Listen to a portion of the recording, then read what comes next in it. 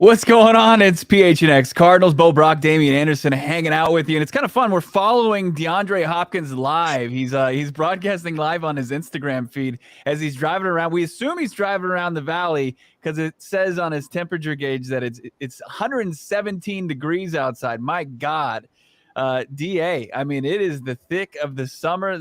Right now, we're about a day away from the Arizona Cardinals reporting to training camp. That's tomorrow. And then we've got the vets reporting a couple days from now, and then the first training camp practice a week from today. It's exciting. Of course, this podcast brought to you by the DraftKings Sportsbook app. Damien, how you doing, my friend? I'm good, man. I'm not sure what day of the week it is, but I'm happy to be here and ready to do this thing, Bo. Yeah, we are going to talk about a guy who we just mentioned, DeAndre Hopkins, because the NFL released a statement yesterday clearing DeAndre Hopkins' name to an extent, but also keeping in place his 6-game ban to open up the regular season. So the Arizona Cardinals still without wide receiver one as it goes right now. We'll talk about there is still time on the clock for that to potentially get reduced, maybe completely appealed and taken away. That's big time prayers for that. If you're an Arizona Cardinals fan, we'll get into that discussion, but also get into more Madden ratings. Madness, we see some disrespect on some more Arizona Cardinals names as far as those ratings go. I know some people are tired of it. I know people say it doesn't mean shit, but it does mean there's a whole group of Cardinals fans that live and die by these Madden ratings. The players, some of them care about it very much. So we'll get into that conversation. And Larry Fitzgerald, a little bit of a dagger to Arizona Cardinals fans' hearts. We'll get into that a little bit later on today's podcast. So let's get into this conversation about DeAndre Hopkins. The news dropped yesterday, Damien, and we'll bring this graphic up. DeAndre Hopkins with the quote tweet, just the ellipsis, ... On May 2nd, 2022, this is a statement from the NFL. NFL Network reported that DeAndre Hopkins' suspension came after producing a positive test result for a prohibited substance plus diuretic of a masking agent in an attempt to dilute a specimen in an attempt to manipulate a test result. This reporting is incorrect, as Hopkins never tested positive for a diuretic or a masking agent, and there was absolutely no evidence of any attempt to substitute, dilute, or adulterate any specimen of any attempt to manipulate a test pertinent to the 2022 policy. His discipline was consistent with the producing a positive test result for prohibited substance. All right, let me get my lawyer hat on here. Basically, it means that DeAndre Hopkins did test positive for a banned substance against the NFL's PED policy, but he did not test positive for a masking agent. He did not try to cover it up, a la former Arizona Cardinals cornerback Patrick Peterson. That's why Peterson got hit with the 6-game ban back in the day in 2019. Hopkins, he got hit with the 6-game ban because they kind of tweaked their suspension lengths, and he likely tested positive for an anabolic steroid, which is pretty much stock 6-game suspension. Yeah, Bo. I mean, I think that you see from the NFLPA's position that per plan rules, per past precedents, if you look at how the plan was used or executed throughout the league in the past, the NFLPA is like, hey, he didn't actually, as you mentioned, it wasn't a masking agent, it wasn't a diuretic, it was, maybe performance enhancing. With that, maybe they're taking the position for a possible appeal. But to me, a negative test is a negative test. You got to take that L and come back. I mean, don't get me wrong, utilize all the resources available, right? Do that. Right. But I think that initially when we saw Hop withdraw his appeal, that told me everything. Actions speak, louder than words. So when he withdrew his appeal, Bo, I think we saw what his intent was. And the NFLPA is going to do their due diligence. They're going to respond to any, claims made by the NFL or anyone who enforces these laws. And they're going to have their verbal, legal nomenclature sent out their response, letting them know that they're representing their players. I see Frank in the chat saying a PED is a PED. Sure. I see Free D. Was it Hizzle there in the chat as well from our guy Noomsy? Low Tone Capone, what's he saying in the chat? Let's get that up there. Just finished my workout. Hopefully you're not going to have any tainted tests, but you're not going to get tested here. It doesn't matter. You're not playing in the NFL. Frank, he needs to heal his hamstring. Anyway, yeah, he dealt with the hamstring issue last year. He had the knee issue. He got that cut into, minor surgery on the knee. So we're interested to see what a 30-year-old DeAndre Hopkins looks like coming back. And if he misses 6 games, he should be refreshed. It is interesting. This was important for the NFL to clear up, though.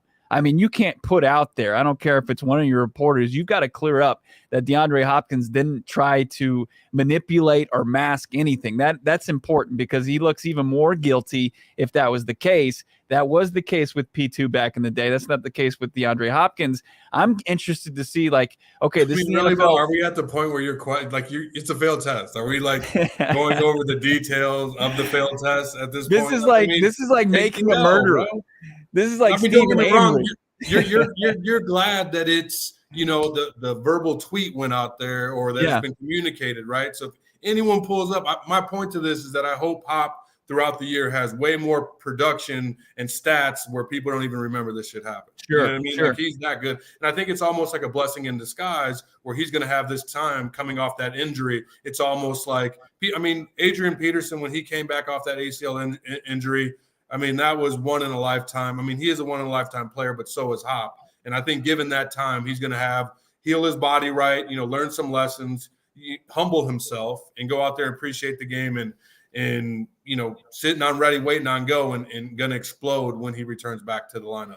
And you don't think that the NFL screwing up, and I mean, at least a mouthpiece of the NFL, somebody that they employ, and I know that it's tough, at least for the public, the general public, to figure out, the difference between the NFL and NFL Network, where one of the reporters is saying, hey, he tried to mask this. And look, the stock suspension used to be 4 games on this.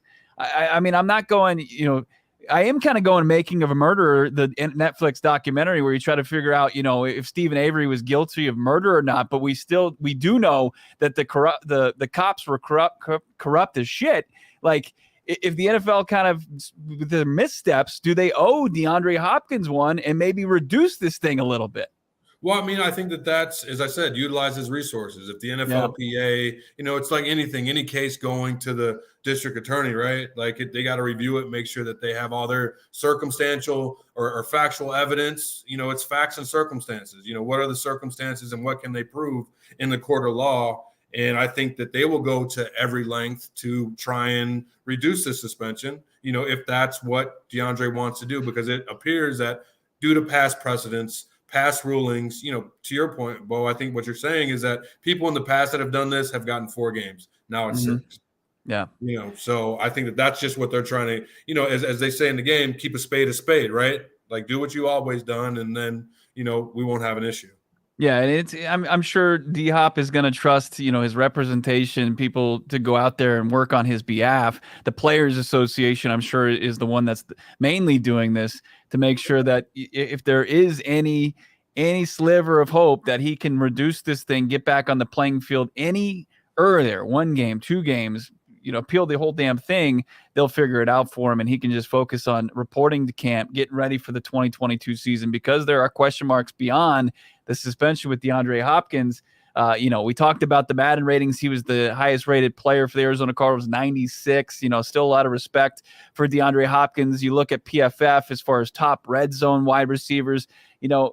When we think about this, if the Arizona Cardinals, if they can weather the storm for these 6 games without DeAndre Hopkins, they're going to get a very motivated player back to play and catch passes from Kyler Murray and make big plays down the stretch, something that they've lacked so far, at least the last 2 years for sure, especially last year without him in the lineup.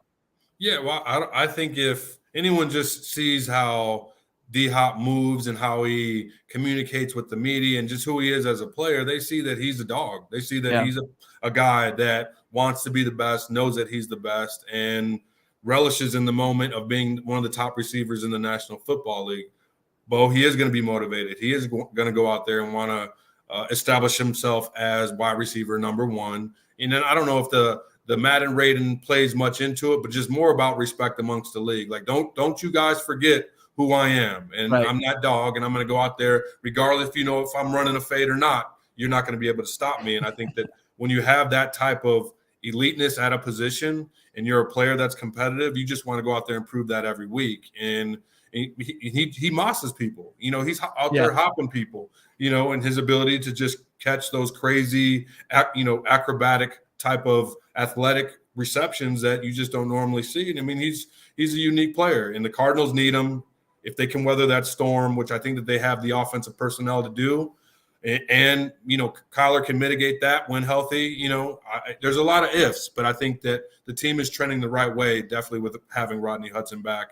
And I think that they can do it. I mean, well, like we talked about, if they go 3-3 or 4-2, I mean, I think that that's a good place for the Cardinals at week 7. I completely agree. I think that they're playing with house money at that point, and they have a very good chance for the first time in a long time to get on a run at the right time of the season.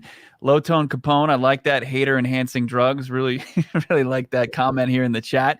What else we got from everybody joining us here on a Wednesday afternoon? As we open it up like it was. We were watching a car chase. We were following DeAndre Hopkins as he was driving in his truck live on Instagram.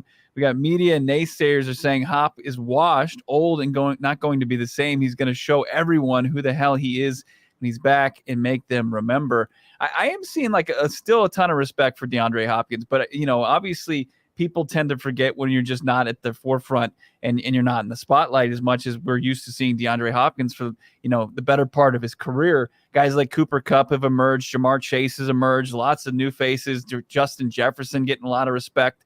It kind of becomes easy for guys to fade off, and I think DeAndre Hopkins will use that as motivation to, as soon as he's able to emphatically say, hey, I haven't dropped off, I'm not going anywhere. I had the injuries, I had this little hiccup, this suspension, I'm ready to go again, and I'll prove it to you. So looking forward to that, Damien. I'm absolutely looking forward to that. Also, what I'm looking forward to, even though it's the slowest day of the sports year, the day after the MLB All-Star game, there's not much action on the DK Sportsbook app, but you can find it. If you search hard enough, you can find it, and you can kind of find something to make your Wednesday night a little bit more interesting. Make sure you're using the promo code PHNX. Makes your first deposit. Get that risk-free bet up to $1,000. That's the promo code PHNX. Only at DraftKings Sportsbook. You get the minimum age and eligibility restrictions applying.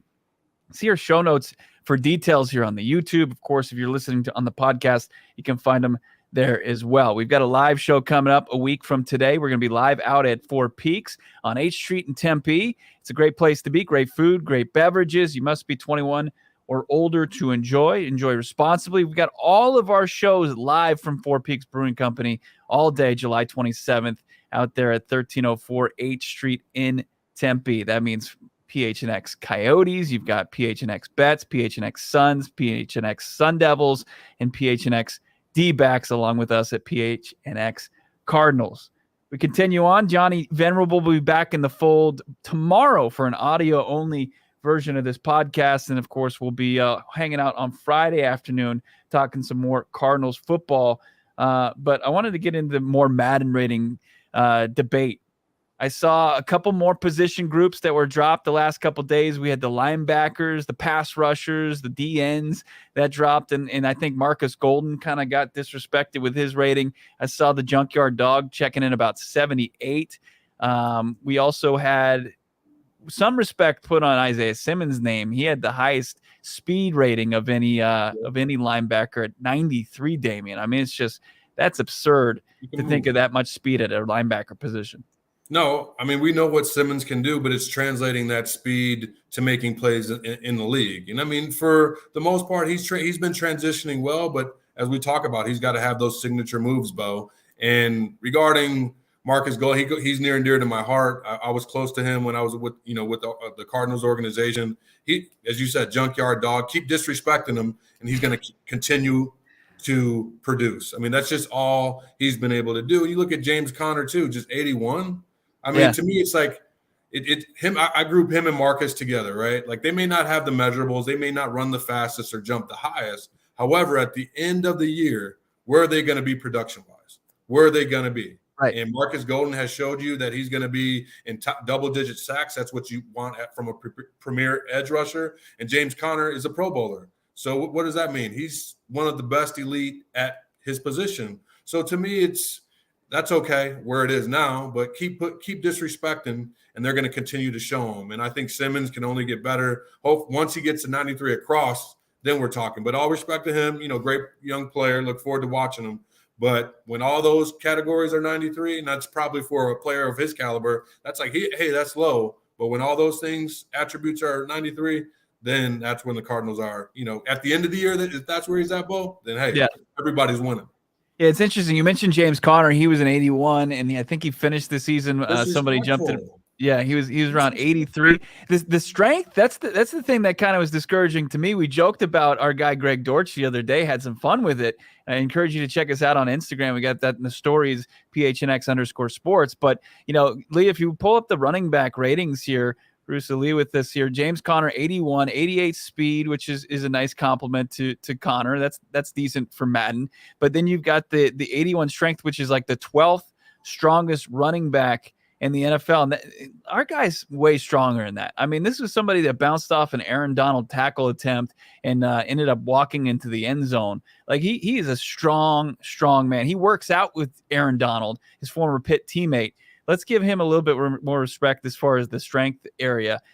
You've got the carry. He's good there. He doesn't put the ball on the turf. Neither is Darrell Williams. He doesn't get much respect at 74. His speed's probably a little bit better in 87. But, Benjamin, 69, probably deserves a little bit more than that. And then Keontae Ingram. I mean, this is a guy, Damien, that you saw up close during the draft process, 65. What do we think about the rookies' ratings out of the gates? I mean, they're just going to show them, and based on the entire draft process, Bo, they're just not respecting the Arizona Cardinals running backs. I mean, just from what they've done, you got a Pro Bowler to a guy that's proven in the National Football League, and you got Patrick Mahomes giving him accolades, talking about like, hey, this guy can play at a high level. You need him on your football team.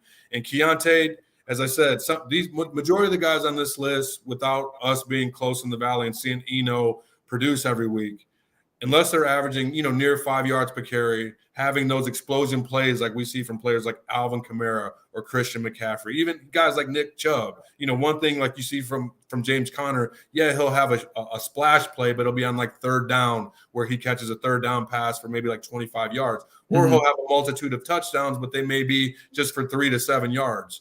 In a lot of conversion, he's great in the short yardage game. And people don't take that into account. They just see him like, damn, he made it to the Pro Bowl. Right. You know what I mean? Like, oh, okay, so he must be doing something at a high level. And I think it's a compliment to his skill set as a system that they run, having a spread, there's multiple lanes. And I just think that James is going to continue to show them by producing at a high level. And the running back with Keontae, he just got to get on the field and make the team. You know what I mean? Like, I understand as a rookie throwing him down there, but I think that all the running backs right now are probably slotted 5 to 7 points too low. Really good. No, I completely agree. And I think as far as Ingram is concerned, and people say, don't worry yourself with your Madden rate and just worry about, getting your reps in practice and making a splash. Making the team, man. Yeah, making the damn team. Absolutely. For James Conner, he can prove a lot of people wrong. Let's continue to look at some of these because I saw some more disrespect when we look at the safety group. Budda Baker getting some respect, 92 overall, 91 speed. We know that's got to be a few ticks below DK Metcalf, unfortunately, because of the infamous chase down. But, Budda looking good out there. Jalen Thompson at 79. This is the one that bugged me the most because I think Jalen Thompson deserves more respect than this. And I think he just kind of flies under the radar because Budda is a little bit bigger name and in his position group. You look at the Arizona Cardinals defense as a whole, there's some big names on there and he kind of gets lost in the shuffle. But man, he had an incredible year last year as far as total tackles. He had, a couple picks. And I thought he set the tone with some big kind of mind-numbing hits. And I see his strength down there at 60. That's a little disrespectful of Jalen Thompson. I think that, as far as Thompson goes, he's got a bone to pick with Madden.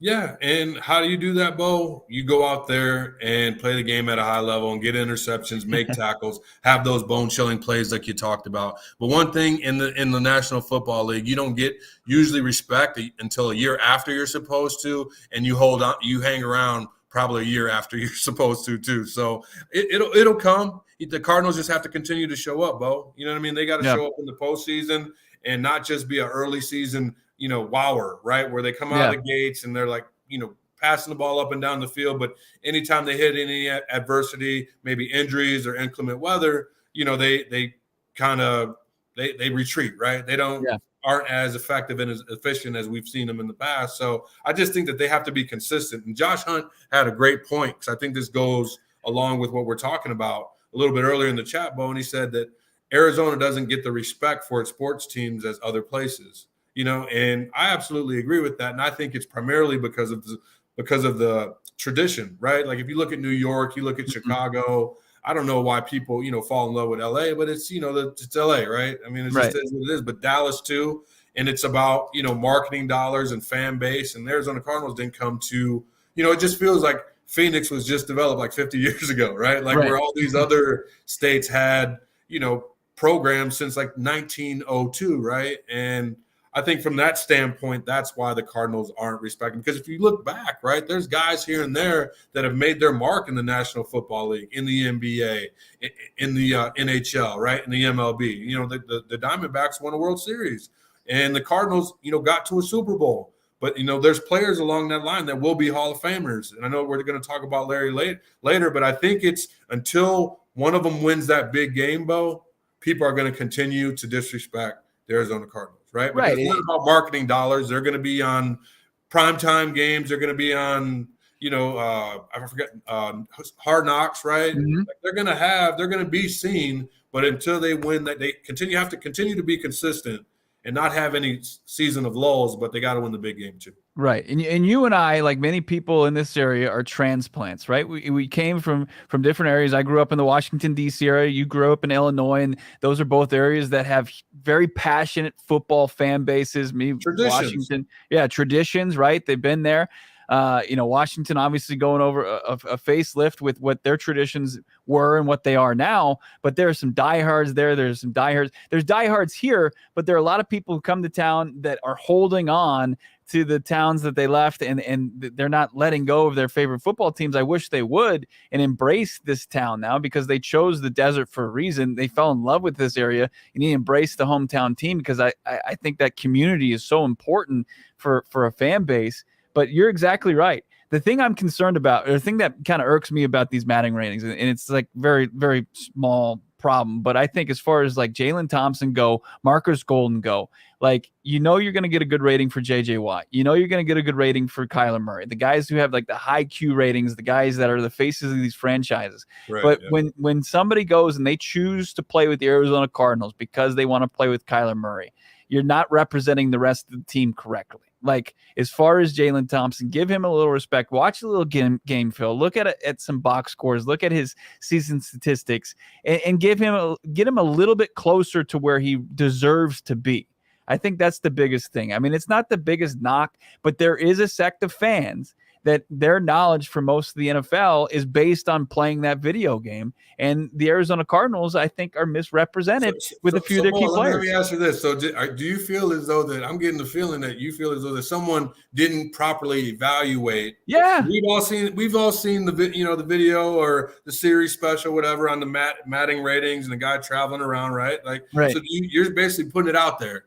Like, hey, at Madden, someone didn't evaluate. I want to audit. You're saying you want to audit of the player evals. I bet that guy's job is tough. Like, it sounds like it's an alluring job. Like, it sounds like a great job, but he eats shit more than anything this time of year, because nobody's talking about what he got right. Everybody's adding him right now. Everybody's adding him right now. Sure. I mean, that guy probably takes his vacation this time of year, right? He's like, okay, my job is done. I'm getting the hell out of Dodge, because I don't want to. I can't take this. I can't take another season of disgruntled fans getting after which players' ratings I got wrong. Right. No, I mean, I don't know. Hopefully he's taken care of, right? You know what I mean? His job may suck at times, but I mean, I think that we here on PHNX Cardinals are saying you got to audit the players again, man. Put some respect on their names, and then don't, as well as I do, Bo. Like, it matters, but it doesn't. But I hope when they continue to go out there and represent the team well, that they upgrade these stats, man. They upgrade these ratings for sure. D to the the Madden's rating guy is a dipshit. I like that. Everybody, the chat is on fire today. I appreciate everybody tuning in here. PHNX Cardinals. It's yeah. I mean, we had one more position group we didn't look at. It was at the pass rushers. I mentioned Marcus Golden on there. We got some guys. JJ Watt. What's he total? 87. This is kind of their important stats. Isaiah Simmons. Somehow throwing power is on there, and that's my fault. But it doesn't matter. I don't think we're upset that Isaiah Simmons has a 12 throwing power, but you look at like their pass rush grades there. That's what's important. Marcus Golden, 78 overall. Devon Kennard, 74. Somebody that doesn't get talked about that often, that Johnny Venerable, our co-host, believes is going to play a big role as far as the pass rush goes going forward. And then Zaven Collins, 73. You want to see that go up. He's got the best throwing power because he was a high school quarterback. At least the ratings guy somehow he knew that little nugget. He got that right for Zaven Collins. But they're going to have more ratings drop tomorrow, and then I think the quarterbacks are on the 23rd, which is what is that, Friday or Saturday? So, I mean, hopefully they put some respect on Kyler's name. I think they will this time. I do. I feel like in top 10 though. Top 10 as far, I mean, he might not have the highest ratings, but he's still got that Michael Vick factor, what you can do with his legs, where if you use them, it's like a cheat code. Let's see, Josh. So what's the over under? Where do they throw him off? Where do they throw him off at? I think they give Kyler Murray, I think he's an 88. Ooh. So what's the best in the game? What's the I mean, they've got, as far as quarterbacks go. Yeah, what's Patrick Mahomes? He's got. I think last year he was part of the 99 club, and he okay. He might have slipped up. Might be like a 98. No, yeah, I'm with you. Okay, I agree with that. You think Kyler deserves 90? I'd say 89. I give him 89. When healthy, I'd say a 92. But we haven't seen that consistently over the years. But just with the question mark, I'd say 89, 90. I mean, 89. 89, I'm comfortable with that because he got room to show people that he's that real deal. Like, no one wants to be given anything, but, but is there that much 10% difference between, P. Mahomes and Kyler? Mm-mm. Some would say, you don't think so, Bo? Some would say, I mean, obviously, yeah. Like, that's a huge, like, one is like elite. Right. Like, you know what I mean? Like, one is like that guy, and the next one is like, yeah, you're good. You're going to be great. You know what I mean? But one is like elite, best in the game. Yeah, I mean, obviously, on that level, you would feel more comfortable, obviously, with somebody the stature, the size, physically, like Patrick Mahomes. Obviously, he's a little bit more imposing than Kyler Murray. But as far as the ability to make most of the throws, maybe the leadership qualities is something you like right out of the gates from Mahomes that Kyler has to work on. Is that a factor on that? I don't know if leadership is on there. They're going to update it, Bo. They're going to update it to leadership on there. But no, I mean, I just think like if you're building a team on Madden, it's not going to be that big of a difference. But if you're building a team in reality, there's a difference. I see what you're talking about for sure. Yeah, and I mean, winning cures all evils, right? All ills, whatever, however the saying goes. And the Arizona Cardinals, Kyler Murray and co. got to go out there and win football games. I mean, like I'm just feeling, things are about trends. I mean, there's been some good news. NFLPA puts out a statement on DHop's, behalf. Does that mean that they're going to go after, a reduction in his suspension? Rodney Hudson's coming back. I mean, Madden, it's just like you said, the dull time of the year, Bo. We got to talk about something. Right. But to me, that it's trending in the right direction. You know what I mean? You get Hollywood, just a lot of good things. Hopefully that contract gets done before camp, before Veterans Report. When is that? Next Thursday, Bo? They report on Tuesday. First practice is a week from today. Okay. I mean, you talk about that. I mean, you could really get on a heater here as far as between now and the start of the regular season. You've already got the Rodney Hudson news, right? Yeah. And then you've got the potential of a Kyler Murray contract coming. We talked about DeAndre Hopkins. If he gets any wiggle room with that suspension, you call that a W. You already called the statement a W because, it clears DeAndre Hopkins' name a little bit. But, what a difference a month makes. Like, where we were last month when we're all down in the dumps, we think that Rodney Hudson's going to retire, and you're trying to figure out if the Kyler Murray contract is legitimately going to happen. So, they got to ride this wave. We got Jalen Blair. Darren Urban from the Cards said on a pod yesterday. What pod? The only one that matters is this one. That QBs are supposed to report tomorrow with the rookies. Do you think K1 shows up tomorrow with a new deal? Without a new deal?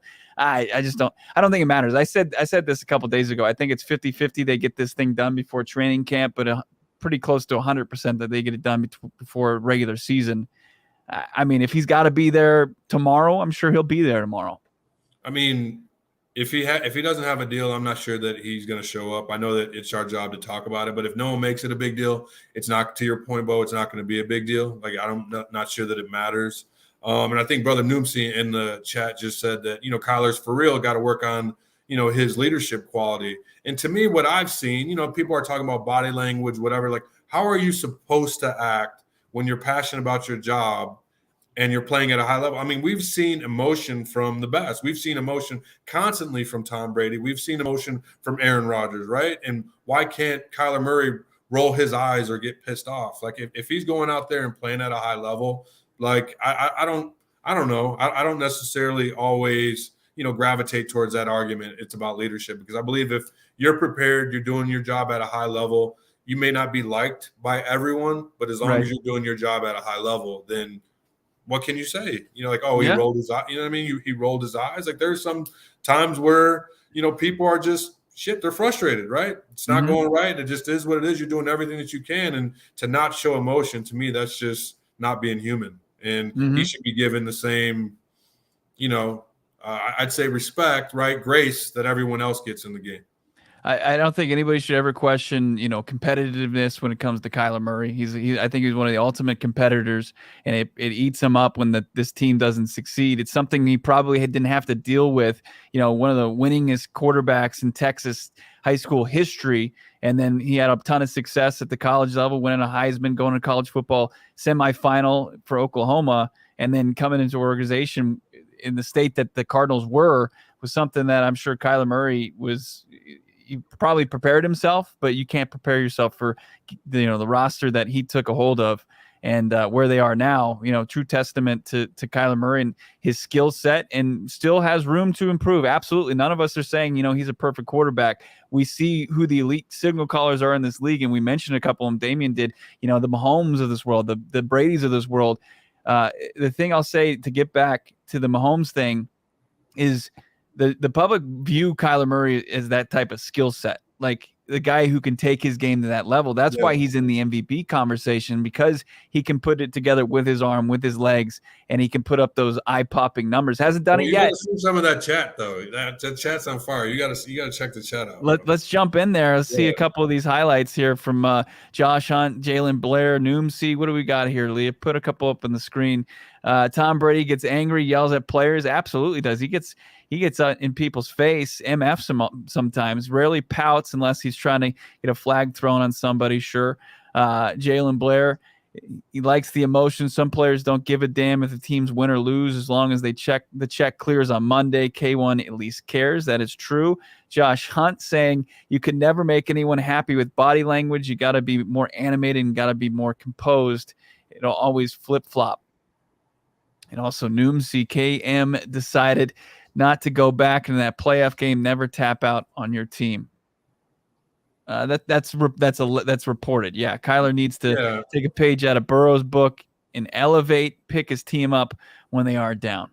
Okay? I mean, and with people, Bo, you're never going to have the perfect answer, right? Like, everybody has influence or, factors, experience, conditioning, right, from their life and how they were taught. So, I just think he's a great talent. He's won at every level, right? The toughest high school football, won in Texas, won a Heisman Trophy, had no problems then. No one, there was no talks about. I think that people they're going to vet the situation, right? The Arizona Cardinals vetted to see what they were picking at number one with Kyler Murray, because he gets frustrated, because he demands the best from his teammates, because he rolls his eyes. And he's he's 22 years old, 23 years old. That's going to happen. And I think the maturity will come with the growth of him playing this position, and realize that he can't be, necessarily Barry Sanders all the time. He's got, get smart and be more decisive in the pocket, whether he's not trying to extend it, Bo, and trying to throw the pass instead of run for the first down. So I think that you'll see that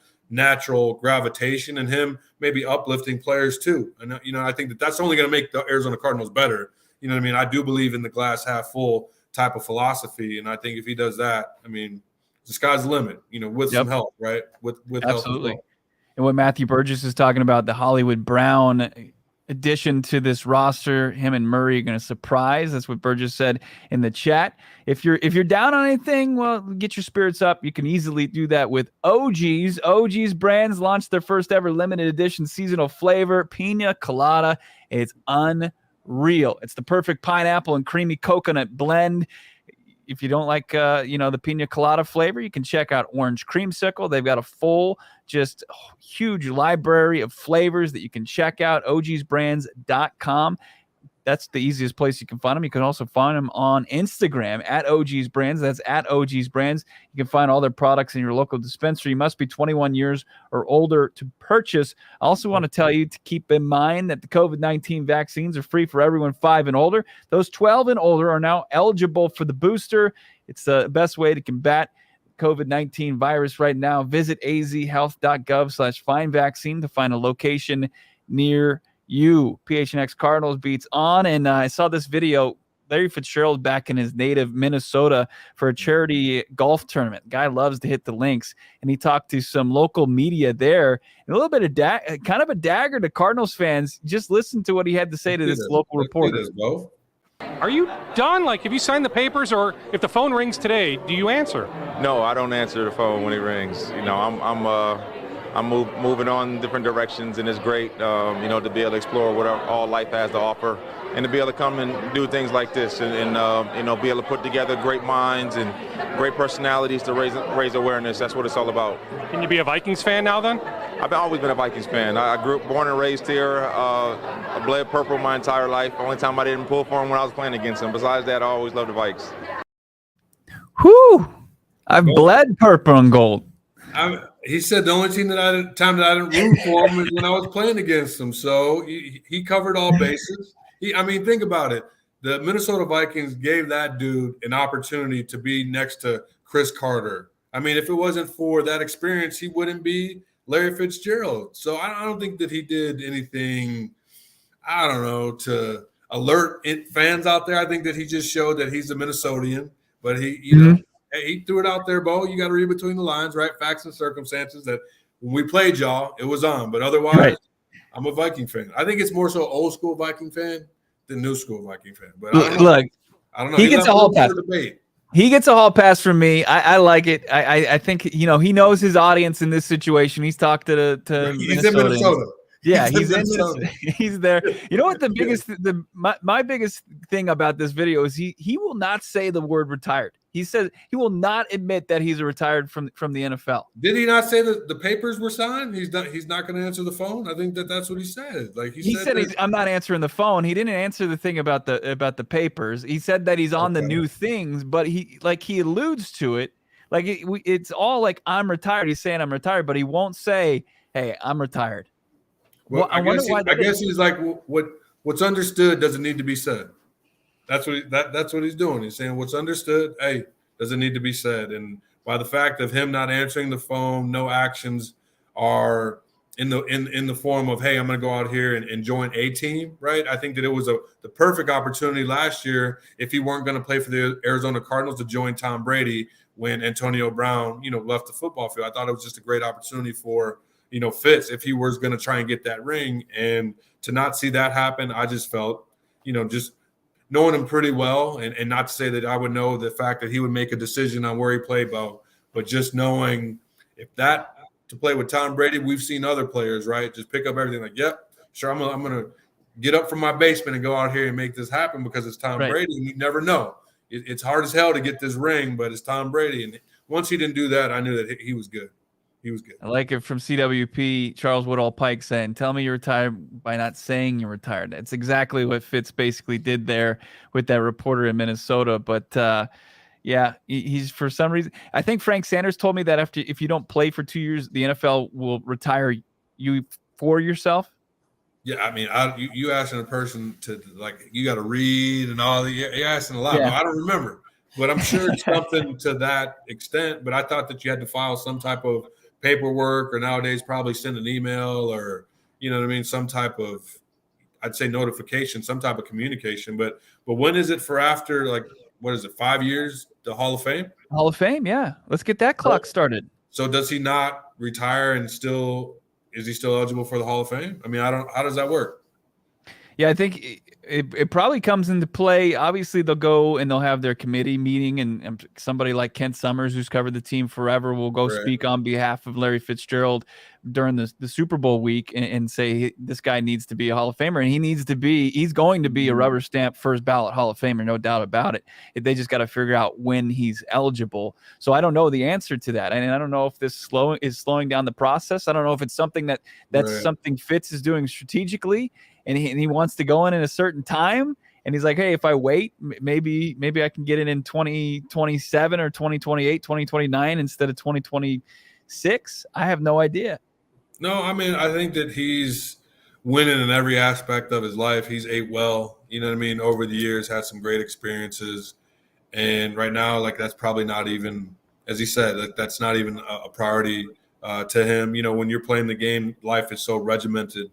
And so to play at that level, right? Like, I can only imagine, you know, where he took it to. So when you don't have that, you could just go out there, and it's almost like Larry probably entering society right now is probably like 24, 5, 6 years old, right? Because he just had this different schedule, routine, you know, like you've always had, you know, off-season, training camp, mini camp. And a guy like him is always training. And we would see videos of, you know, him and Lake Minnetonka, or I don't know what the lake was, but with other receivers and stuff like that. But I just think for Larry, he's just disconnected from that part, and he's just having fun with life and just enjoying the time. Wouldn't he bring young receivers or just his teammates back to Minnesota just mostly to get out of the heat? Like, mostly just receivers. Yeah, and I tried to transition to receiver. No, I was going on. You hit him up. Hey, he wasn't taking that phone call. I'm trying to get more passes out of the backfield, Larry. So I'm coming down.